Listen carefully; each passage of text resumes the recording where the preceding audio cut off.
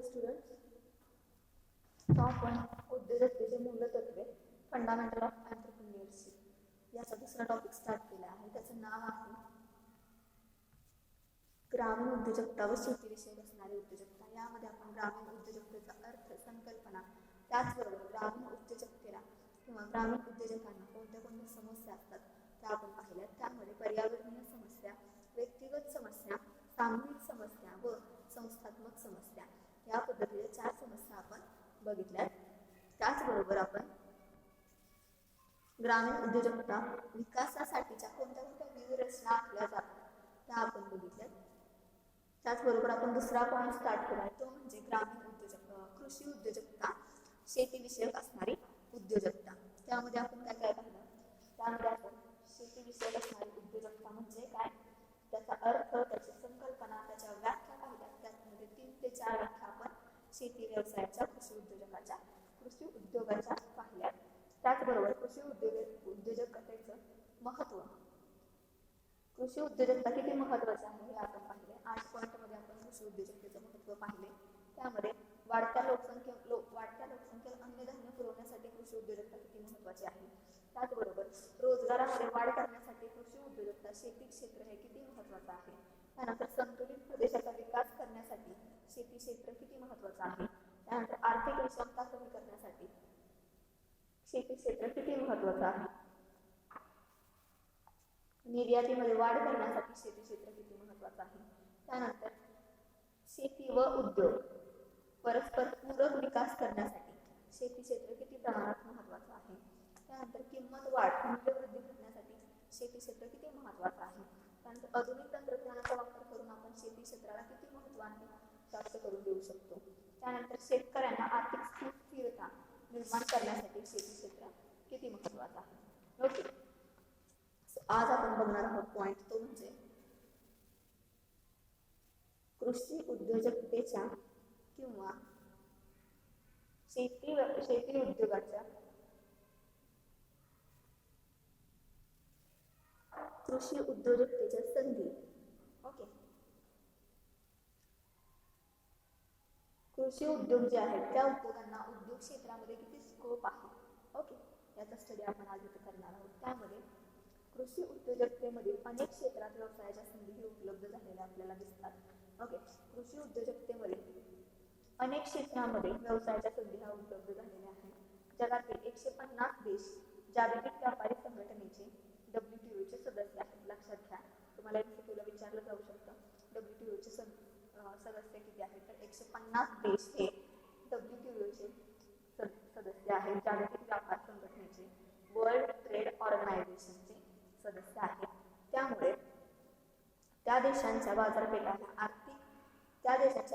ह्या भारतीय शेतकऱ्यांसाठी खुल्या झाल्या आहेत. ओके, किती देश आहेत WTOचे सदस्य?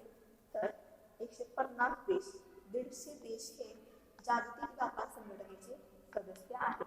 त्यांच्यासाठी भारतीय शेतकऱ्यांसाठी त्या बाजारपेठा ह्या खुल्या केल्या गेल्यात. ओके, बघूयात आपण कृषी उद्योग क्षेत्रांना उद्योजकीय संधी किती प्रमाणात आहे. त्यामध्ये तुम्हाला 8 ते 9 पॉईंट आहेत. त्यामध्ये बघा, शेती, फलोत्पादन, फुलोत्पादन, त्यानंतर रेशीम उत्पादन, अन्न प्रक्रिया, औषधी वनस्पती व सुगंधी वनस्पती, मधमाशी पालन, पशुपैदास, मत्स्य शेती व मासेमारी, त्यानंतर जीवतंत्रज्ञान, 10 विभाग दिले. त्यामध्ये आपल्याला कृषी उद्योजकांना किंवा कृषी उद्योगांना संधी आहेत. ओके, एक पॉईंट बघूया.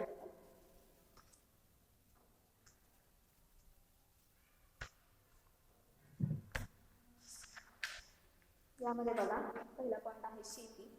शेतीमध्ये काय सांगितले? शेतमालाचे उत्पादन घेण्यासाठी प्रत्यक्ष शेत जमिनीवर केल्या जाणाऱ्या कामाचा यात समावेश होत असतो. लक्षात घ्या, शेतमालाचे उत्पादन घेण्यासाठी काय सांगितले? शेतमालाचे उत्पादन घेण्यासाठी प्रत्यक्ष शेत जमिनीवर केल्या जाणाऱ्या कामाचा यामध्ये समावेश होतो. शेती क्षेत्रामध्ये बघा,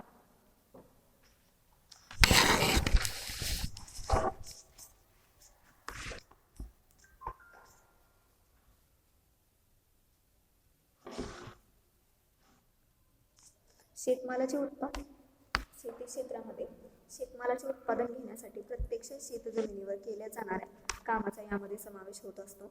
भारतातील शेतीचे एकूण अर्थव्यवस्थेतील योगदान महत्त्वाचे आहे. भारतामध्ये शेतीचं एकूण अर्थव्यवस्थेमध्ये जे योगदान आहे ते अतिशय महत्त्वाचं आहे. शेतीमधून निर्यात होणाऱ्या पदार्थांची संख्या ही 50% जास्त आहे. लक्षात घ्या, शेती क्षेत्रामधून निर्यात होणाऱ्या पदार्थांची संख्या ही 50% जास्त आहे. म्हणजे 50% जास्त पदार्थ हे शेतीमधून निर्यात केले जातात. त्यामध्ये चहा असेल, साखर असेल, वेगवेगळ्या तेलबिया असतील, तंबाखू असेल, मसाल्याचे पदार्थ याची निर्यात आजही महत्त्वाची आहे. ओके, अलीकडच्या काळात शेतीला उद्योगाचा दर्जा देण्यात आला आहे. लक्षात घ्या, आत्ताच्या काळामध्ये शेती क्षेत्राला व्यवसाय म्हणून शेती क्षेत्राकडे पाहिलं गेलं. शेती क्षेत्राला उद्योगाचा दर्जा हा देण्यात आला आहे. तसेच अलीकडच्या काळात भारतात धान्याचे उत्पादन हे कमी होऊन कापूस, ऊस यासारख्या नगदी पिकांचं उत्पादन हे मोठ्या प्रमाणात वाढले. ओके, WTOच्या करारानुसार म्हणजे जागतिक व्यापार संघटनेच्या करारानुसार जागतिक पातळीवर स्पर्धा होण्यासाठी शेतीचा विकास आवश्यक बनला आहे. लक्षात ठेवा, जागतिक व्यापार संघटनेच्या करारानुसार जागतिक पातळीवर स्पर्धा होण्यासाठी शेतीचा विकास हा अतिशय आवश्यक बनला आहे. सेंद्रिय शेतीसारख्या आधुनिक शेतीला विकासाच्या संधी उपलब्ध होतात. लक्षात घ्या, काय सांगितले? सेंद्रिय शेतीसारख्या आधुनिक शेतीला विकासाच्या संधी ह्या उपलब्ध होताना आपल्याला दिसतात.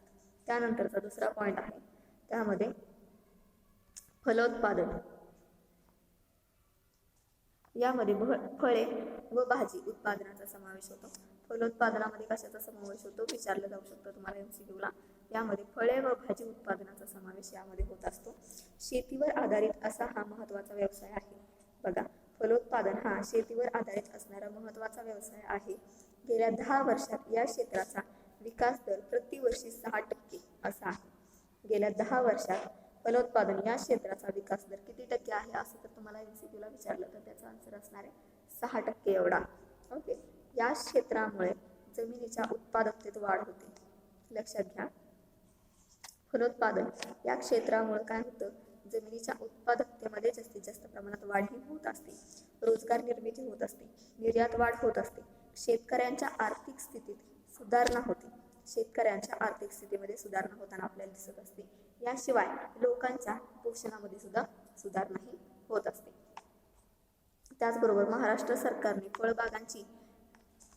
फळबागांची लागवड ही रोजगार हमी योजनेशी जोडलेली आहे. ज्या काही महाराष्ट्र सरकारच्या योजना येतात, ज्या काही ग्रामीण उद्योजकांसाठी असतील किंवा शेती उद्योजकांसाठी असतील, त्यामध्ये फळबागांची लागवड ही योजना ही घेतली गेली आहे. त्याचबरोबर भारतात पिकाखाली एकूण जमिनीच्या सुमारे 8.5% जमीन एवढी फळ लागवडीखाली आहे. लक्षात ठेवा, MCQला तुम्हाला विचारलं जाऊ शकतं, भारतात पिकाखाली एकूण जमिनीचा सुमारे किती टक्के भाग हा फळ लागवडीखाली गेला आहे. तर त्यामध्ये आन्सर असेल तुमचा 8.5% जमीन एवढी फळ लागवडीसाठी दिली गेली आहे. त्याचबरोबर शेतीतील ढोबळ राष्ट्रीय उत्पादनाच्या 30% इतके प्रमाण शेतीतील ढोबळ राष्ट्रीय उत्पादनाच्या 30% इतकं प्रमाण हे फलोत्पादनाचं आहे. शेतीमधील फलोत्पादनाचं प्रमाण किती टक्के आहे असं जर तुम्हाला विचारलं तर आन्सर असेल 10%. ओके, जागतिक लेवलवरती. त्यानंतर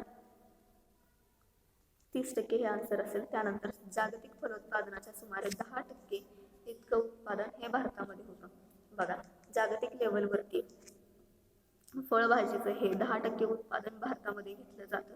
त्यामध्ये आंबा, केळी, काजू, डाळिंब, चिकू अशा फळांच्या उत्पादनात भारताचा जगात पहिला क्रमांक आहे.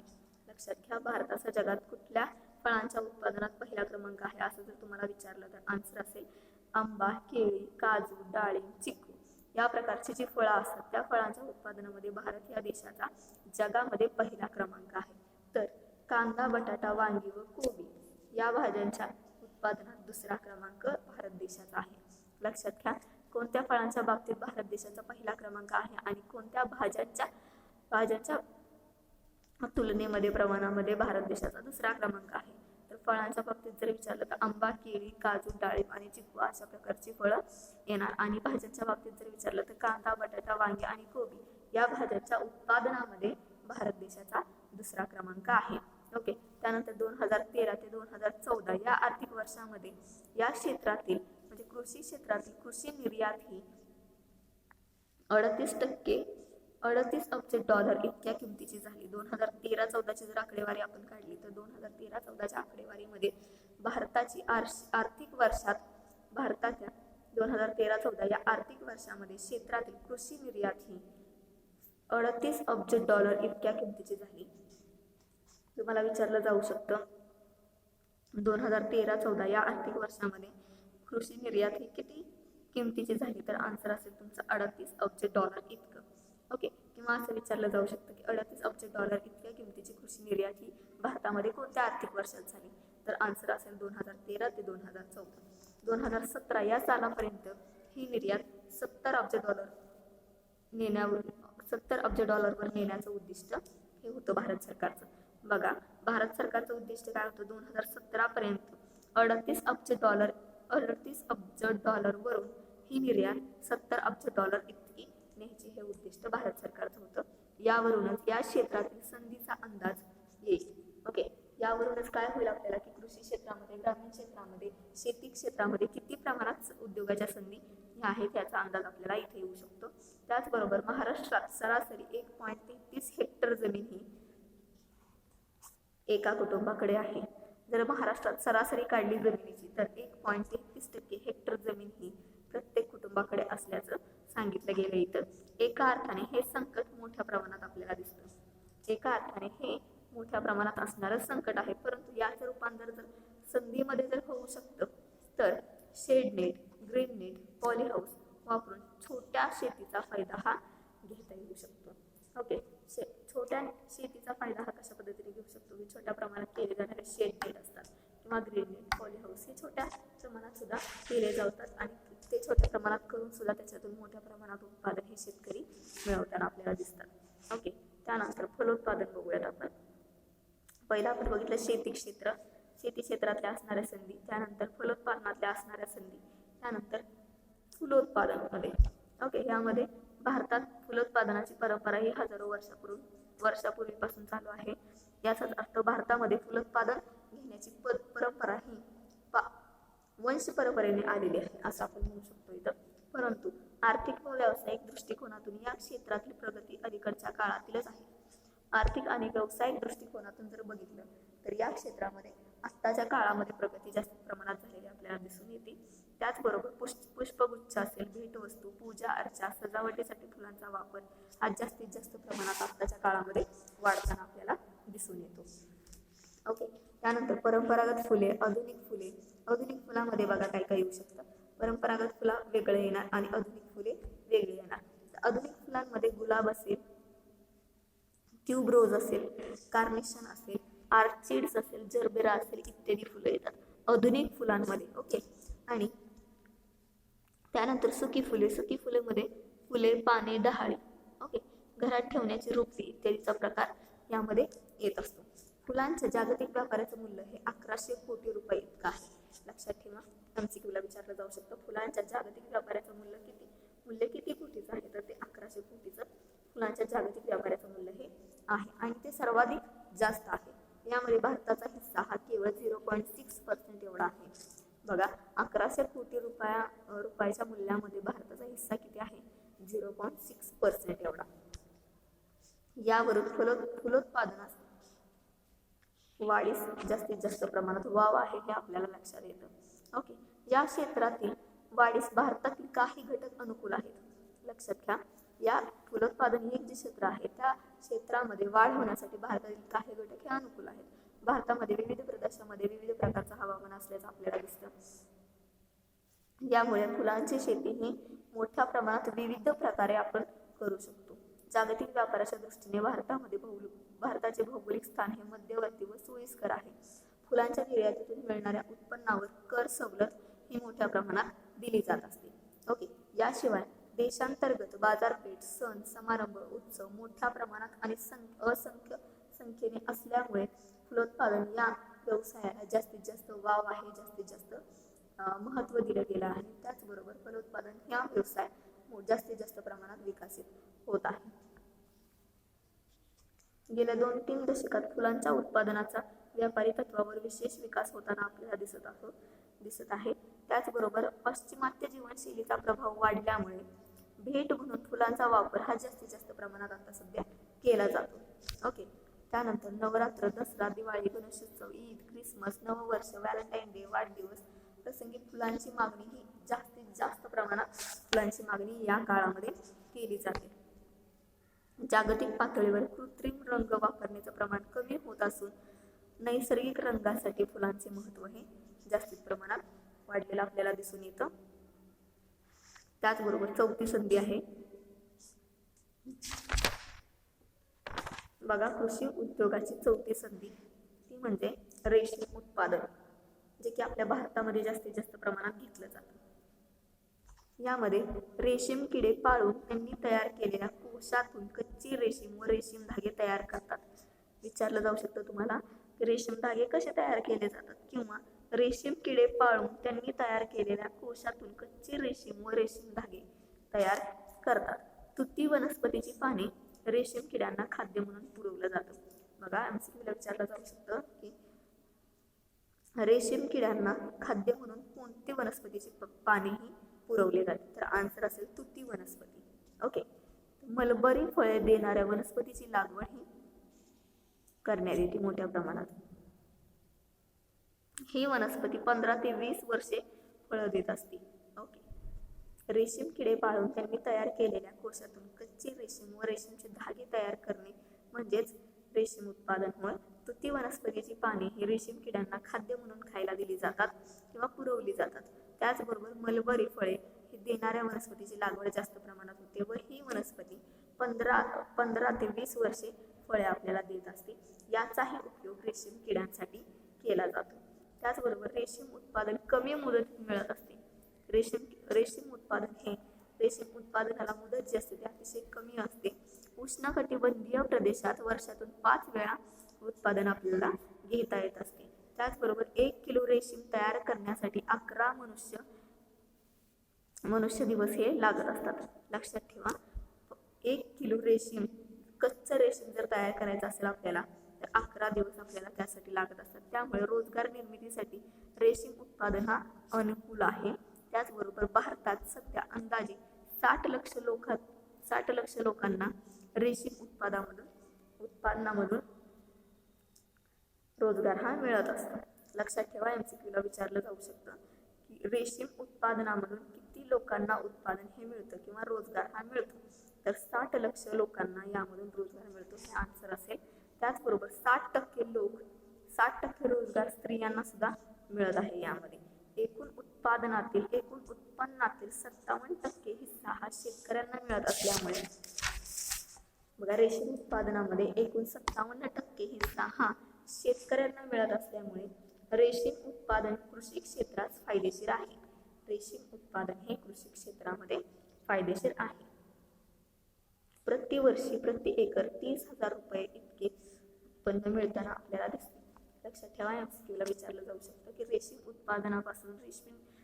उत्पन्नापासून किती प्रमाणात उत्पन्न हे प्रतिवर्षी मिळू शकतं, तर त्यामध्ये 30,000 रुपये इतकं उत्पन्न प्रति एकर आणि प्रतिवर्षी मिळू शकतं. त्यामध्ये सध्या रेशीम लागवडीचे क्षेत्र 0.1% एवढं आहे आणि यामध्ये वाढ होण्यासाठी जास्तीत जास्त प्रमाणात वाव आहे. लक्षात ठेवा, भारतामध्ये रेशीम उत्पन्नाचं किंवा रेशीम उत्पादन घेण्यासाठी रेशीम लागवडीचे क्षेत्र हे किती % आहे असं जर विचारलं तर त्याचा आन्सर असेल 0.1%. ओके. त्यानंतरची संधी बघूयात. 5वी संधी म्हणजे अन्न प्रक्रिया. यामध्ये फूड प्रोसेसिंग,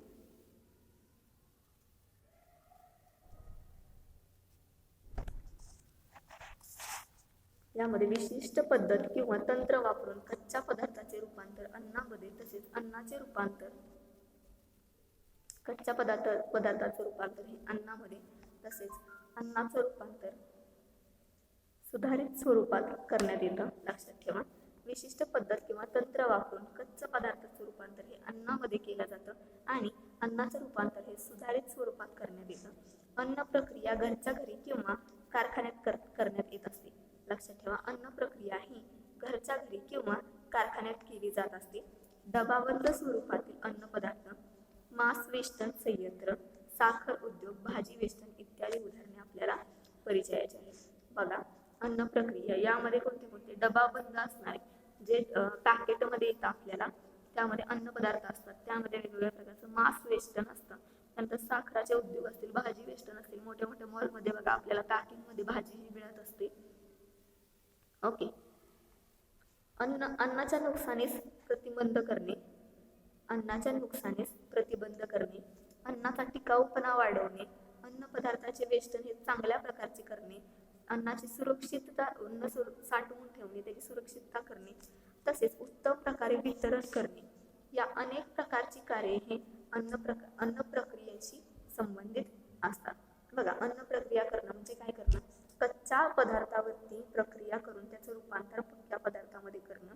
याच्यासाठी अन्नाचे नुकसान होऊ नये म्हणून त्याला प्रतिबंध करणे, तेच अन्नामध्ये टिकाऊपणा राहावा त्या खाद्यपदार्थामध्ये म्हणून त्याच्यावरती प्रक्रिया करणं किंवा त्याला चांगल्या प्रकारचं पॅकेजिंग करणं, जेणेकरून की तो पदार्थ खराब होणार नाही. त्याचबरोबर योग्य त्या ठिकाणी त्याची साठवणूक करणं, अशा प्रकारची कार्ये ही अन्न प्रक्रियेशी संबंधित असतात आणि त्या प्रक्रियेमध्ये ती कार्ये करावी लागत असतात. त्यानंतर अन्न पदार्थ उत्पादन दोन प्रकारचे असू शकते. लक्षात घ्या, अन्न पदार्थाचं उत्पादन हे दोन प्रकारचं असू शकतं. एक म्हणजे खाण्यासाठी तयार केले जाणारे उत्पादने, रेडी टू ईट, उदाहरणार्थ बिस्किटे, चॉकलेट्स, लोणची, जॅम, चीज, पास्ता, ओट्स, ब्रेड, स्टिक्स, सोया नट्स, फळांचे रस इत्यादी, जेणेकरून की आपल्याला ते पॅकिंगमध्ये, डबा पॅकिंगमध्ये दिसत असतात. त्याचबरोबर दुसरा प्रकार म्हणजे शिजवण्यासाठी तयार, रेडी टू कुक उत्पादने, त्यामध्ये नूडल्स असतील, गुलाबजाम असतील, त्यानंतर पास्ता असेल, त्यानंतर सिरियल फ्लेक्स असतील, त्यानंतर प्रक्रिया केलेलं मांस असेल, ओके, इत्यादी. यामध्ये आपल्याला अमूल, कॅपिटल फूड्स, गिट्स, हल्दीराम या प्रकारचे ब्रँड्स जे आहेत ते मोठ्या प्रमाणात परिचयाचे आहेत आपल्याला. ओके. बघा, अन्न पदार्थाचं उत्पादन दोन प्रकारात असू शकतं. त्यामध्ये पहिलं रेडी टू ईट आणि रेडी टू कुक, म्हणजे खाण्यासाठी तयार असलेले आणि बनवून खाण्यासाठी तयार असणारे.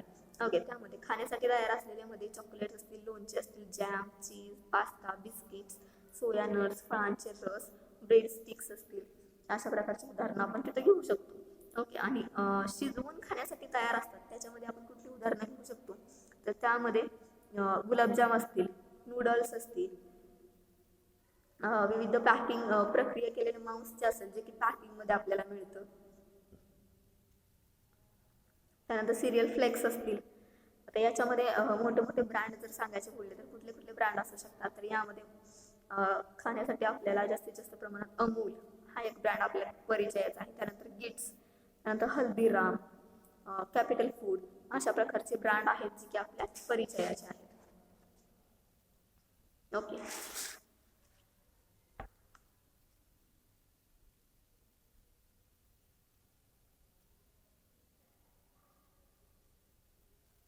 भारत हा जगातील एक प्रमुख अन्न निर्माता देश आहे. चालू दशकातील खालील आकडेवारीवरून आपल्याला हे लक्षात येईल. बघा, भारत हा एक प्रमुख अन्न निर्मिती करणारा देश आहे. अन्नावर प्रक्रिया करण्याचं प्रमाण हे भारतात खूप कमी आहे. ओके, लक्षात घ्या, भारतामध्ये अन्नावर प्रक्रिया करण्याचं प्रमाण हे खूप कमी आहे. उदाहरणार्थ भाज्या 2.2%, दूध व दुधाचे पदार्थ याच्यामध्ये 35%, मांसमध्ये 21%, पोल्ट्रीमध्ये 6%. ओके, अशा पद्धतीचे हे प्रमाण आहे, ज्याच्यावरती प्रक्रिया करून ते आपल्याला विकण्यासाठी आणलं जातं. त्याचबरोबर सहावी संधी किंवा 6वा पॉइंट म्हणूयात आपण. यामध्ये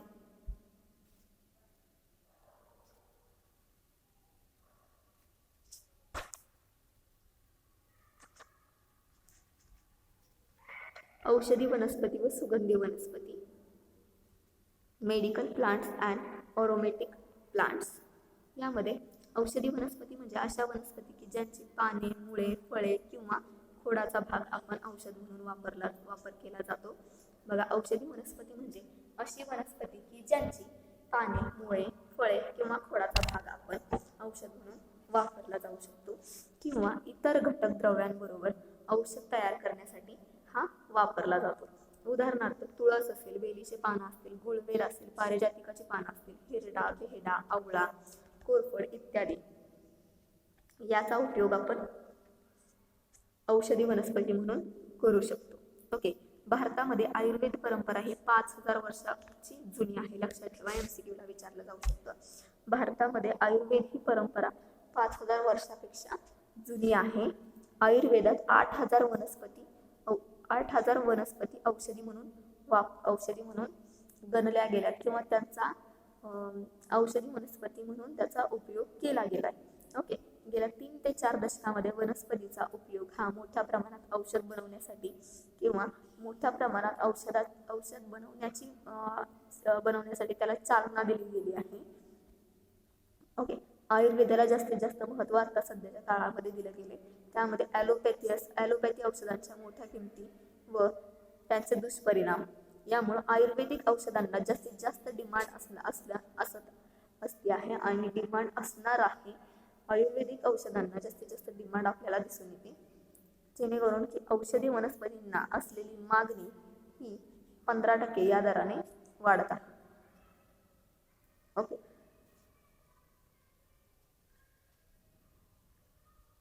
सुगंधी वनस्पतीचे महत्त्व सुद्धा वाढलेलं आपल्याला दिसतं. ज्या पद्धतीने औषधी वनस्पतीचं महत्त्व आताच्या काळामध्ये वाढले, त्याच पद्धतीने सुगंधी वनस्पतीचं महत्त्व सुद्धा जास्तीत जास्त प्रमाणात वाढलेलं आपल्याला दिसतं. त्यामध्ये ओवा असेल, चंदन, लव्हेंडर, लेमन ग्रास, गुलाब, जास्वंद, खस, आल्याचे गवत, टर्पेंटाईन, नागरमोठे इत्यादी अनेक वनस्पती आहेत, त्यांची फुले यामध्ये समाविष्ट होतात. लक्षात घ्या, सुगंधी वनस्पतीचं महत्त्व सुद्धा वाढलेलं आहे. मग त्यामध्ये कोणत्या वनस्पती येतात? तर ओवा असेल, चंदन असेल, लव्हेंडर, लेमन ग्रास, गुलाब, जास्वंद, आल्याचे गवत इत्यादी प्रकारच्या वनस्पतीची फुलं यामध्ये समाविष्ट होत असतात. भारत देशामध्ये सुगंधी द्रव्याचा वापर हा 3800 मेट्रिक टन इतका आहे. लक्षात घ्या, भारतामध्ये सुगंधी द्रव्याचा वापर हा 3800 मेट्रिक टन, मूल्यामध्ये जर सांगायचं म्हटलं तर 100 कोटी रुपये इतका वापर सुगंधी द्रव्याचा भारतामध्ये केला जातो. त्याचबरोबर औषधी व सुगंधी वनस्पतीपासून मिळवलेल्या उत्पादनाची जगातील निर्यात ही 100 अब्ज डॉलर इतकी आहे. बघा, औषधी आणि सुगंधी वनस्पतीपासून मिळवलेल्या उत्पादनाची जगातील निर्यात ही किती डॉलर इतकी आहे? तर 100 अब्ज डॉलर इतकी निर्यात भारत देशामध्ये आहे, जी की औषधी वनस्पती आणि सुगंधी वनस्पती यांचा निर्यात करून मिळवली जाते. यामध्ये भारताचा हिस्सा 1% कमी आहे. लक्षात घ्या, भारत देशाचा हिस्सा औषधी वनस्पती आणि सुगंधी वनस्पतीच्या निर्यातीमध्ये 1% इतका आहे आणि जगातील निर्यात जी आहे ती 100 डॉलर इतकी आहे. चीनचा हिस्सा यामध्ये 50% इतका आहे. लक्षात घ्या, चीन हा देश जो आहे, चीन या देशाचा औषधी व सुगंधी वनस्पतीच्या निर्यातीमध्ये 50% इतका देश आहे. त्यामुळे चीन देश हा आपल्यापेक्षा डेव्हलप आहे असं आपण म्हणू शकतो. यावरून भारताला किती संधीचा लाभ घ्यायचा आहे हे लक्षात येईल. 1% भारत आहे म्हणजे काहीच नाही. वापरात नसलेली जमीन 7 कोटी हेक्टर आहे. यावरून संधीचं महत्त्व आपल्याला लक्षात येईल. त्यानंतरचं 7वी संधी आहे ते म्हणजे मधमाशी पालन, बी किपिंग.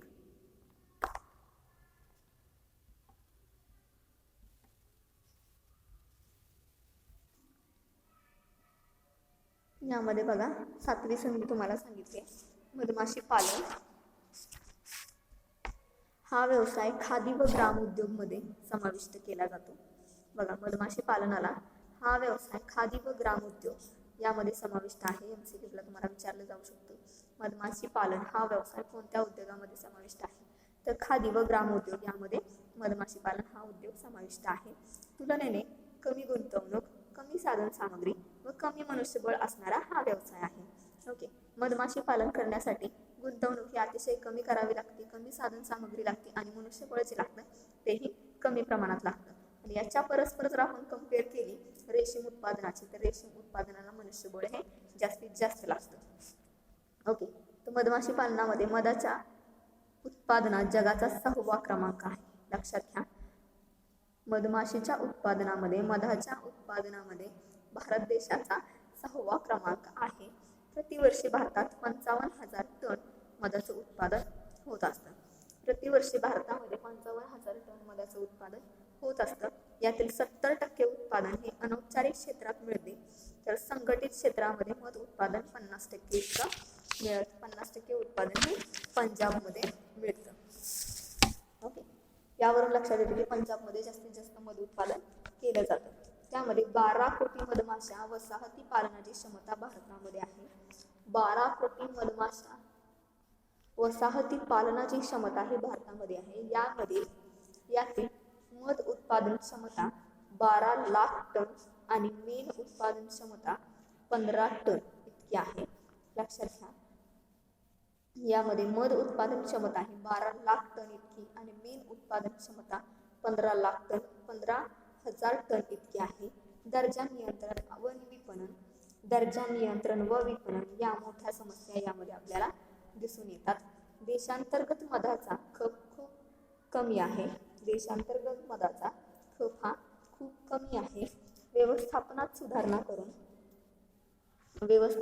सुधारणा करून 50 लाख कुटुंबांना उत्पन्नाचे साधन मिळवून देण्याची क्षमता ही या व्यवसायात आहे. बघा किती पॉवरफुल व्यवसाय आहे हा. व्यवस्थापनात सुधारणा करून 50 लाख कुटुंबांना उत्पन्न मिळवून देण्याचं साधन किंवा मिळवून देण्याची क्षमता ही मधमाशी पालन या व्यवसायात आहे. ओके, सो मोठ्या प्रमाणात मधमाशी पालन हे केलं पाहिजे माणसांनी.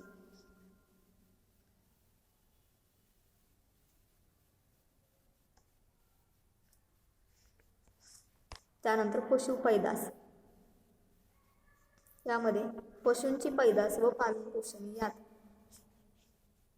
याचा यामध्ये समावेश होतो. बघा, पशु पैदास यामध्ये काय सांगितलंय, पशूंची पैदास व पालन पोषण याचा समावेश यामध्ये होत असतो. उदाहरणार्थ वराह पालन, मेंढी पालन, शेळ्या बकऱ्या पालन, गाई म्हशींचं पालन, कुक्कुटपालन इत्यादी. बघा, पशुपैदासाच्या व्यवसायामध्ये कोणते कोणते पालन येऊ शकतात, तर त्यामध्ये वराह पालन, मेंढी पालन, शेळ्या व बकऱ्या पालन, गाई म्हशी पालन व कुक्कुटपालन इत्यादी. तसेच ससे पैदास,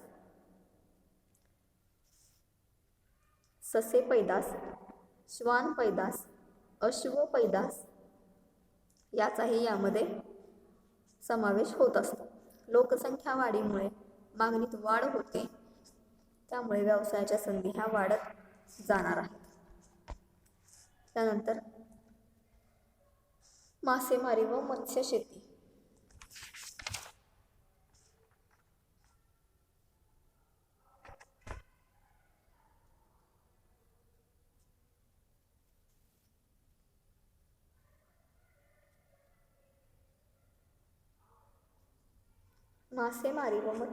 यामध्ये मासेमारी ही गोड्या पाण्याच्या साठ्यामध्ये, नद्यांमध्ये व समुद्र किनाऱ्यालगत केली जाते. लक्षात घ्या, मासेमारी ही गोड्या पाण्याच्या साठ्यामध्ये, नद्यामध्ये व समुद्र किनाऱ्यालगत केली जाते. नियंत्रित परिस्थितीमध्ये पाणी साठ्यामध्ये माशांची पैदास करून मासेमारी करणे म्हणजेच मत्स्यशेती होय. बघा, मासेमारी ही गोड्या पाण्याच्या साठ्यामध्ये, नद्यामध्ये व समुद्र किनाऱ्याजवळ केली जाते. नियंत्रित परिस्थितीत पाणी साठ्यामध्ये माशांची पैदास करून मासेमारी करणं म्हणजे मत्स्यशेती होय. त्यामध्ये श्रिम्प फार्मिंग, ऑयस्टर फार्मिंग असे 2 मुख्य प्रकार येतात. कृत्रिम मोती तयार करण्याचा व्यवसाय सुद्धा मत्स्यशेतीशी निगडीत आहे. लक्षात घ्या, कृत्रिम मोती तयार करण्याचा व्यवसाय सुद्धा मासेमारी मत्स्यशेतीशी निगडीत आहे.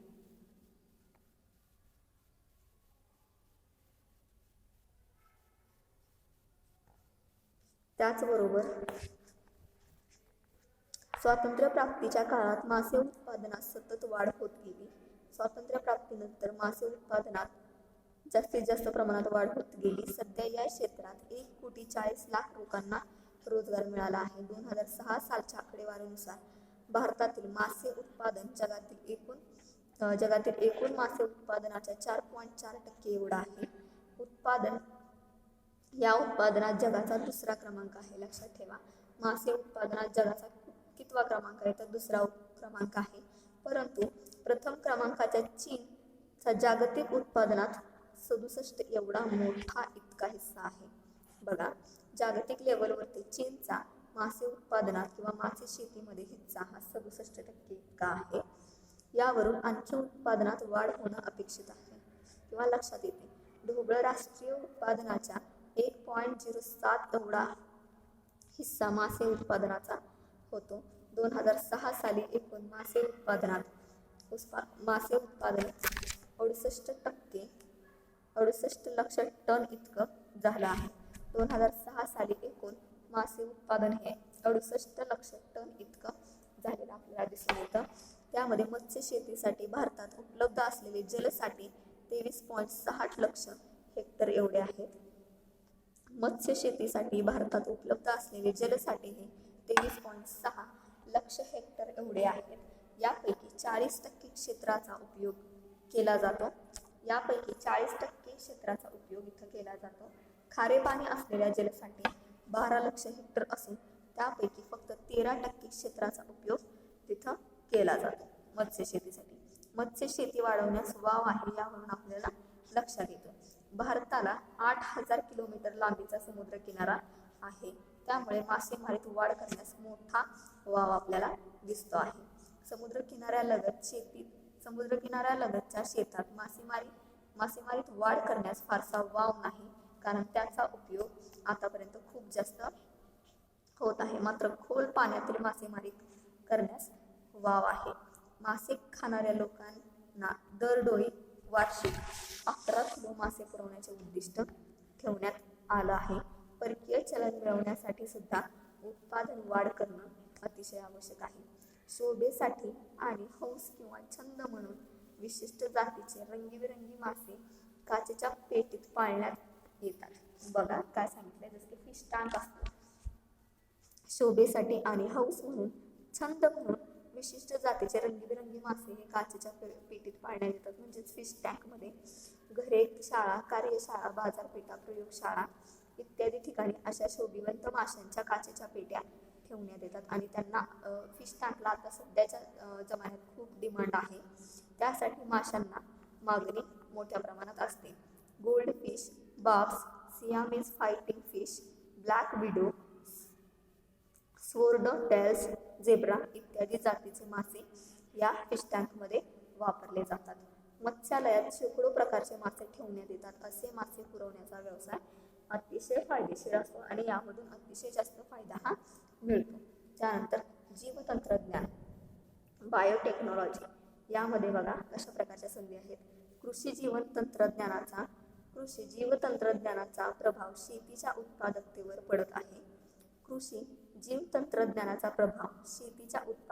पडत आहे. या क्षेत्रात संशोधनावर भर जास्तीत जास्त प्रमाणात दिला आहे. ओके, खूप उष्णता किंवा खूप थंडी यामध्ये टिकाव धरू शकणाऱ्या पिकांचा शोध घेण्यात येत आहे. भविष्यात सुधारित स्वरूपाचे अन्न उत्पादन होऊ शकेल असे उत्पादन या ज्ञानशाखेत होत आहे. जीव माहिती तंत्रज्ञान म्हणजेच जीवशास्त्र व माहिती तंत्रज्ञान याचा संयुक्त वापर होय. वैद्यकीय क्षेत्रातील इतर महत्त्वाच्या उपयोगाखेरीज नवीन प्रकारची पिके व उपयुक्त पशुधन विकसित करण्यासाठी याचा उपयोग होणार आहे. ओके, आपण काय बघितलं आजच्या लेक्चरमध्ये? कृषी उद्योग क्षेत्रातील उद्योजकीय संधी म्हणजे कृषी उद्योगाला स्कोप किती आहे हा आपण बघितला. तर तुम्हाला 10 प्रकारच्या संधीमध्ये आपण कृषी उद्योग क्षेत्र हे विकसित करू शकतो. त्यामध्ये शेती असेल, फलोत्पादन असेल, फुलोत्पादन असेल, रेशीम उत्पादन असेल, अन्न प्रक्रिया असेल, औषधी वनस्पती, सुगंध वनस्पती, मधमाशी पालन, पशु पैदास, मत्स्य शेती व मासेमारी आणि त्याचबरोबर जीव तंत्रज्ञान. ओके, यानंतरच्या लेक्चरला आपण बघूयात कृषी उद्योजकतेपुढे असणारी आव्हाने कोणती आहेत.